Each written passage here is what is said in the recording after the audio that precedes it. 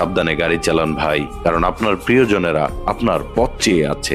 কুয়াশায় ঢাকা মহাসড়ক আজ মৃত্যুপুরী। দূরে কিছুই দেখা যায় না, কিন্তু মৃত্যুর ঝুঁকি দাঁড়িয়ে থাকে সামনে। স্টিয়ারিং হাতে শুধু তুমি নও, তোমার উপর পুরো একটি পরিবারের দায়িত্ব।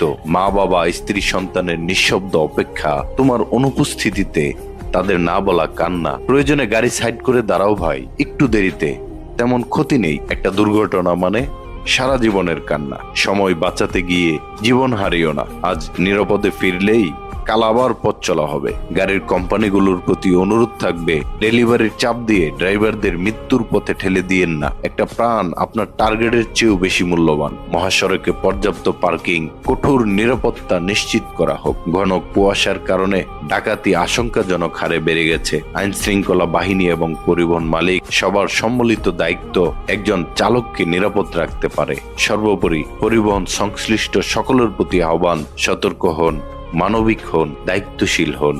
একটা জীবন বাঁচলে বাঁচে একটা পরিবার, একটা পরিবার বাঁচলে বাঁচে সমাজ। সাবধানে গাড়ি চালান ভাই, কারণ আপনার প্রিয়জনেরা আপনার পথ চেয়ে আছে, আপনার অপেক্ষায় আছে।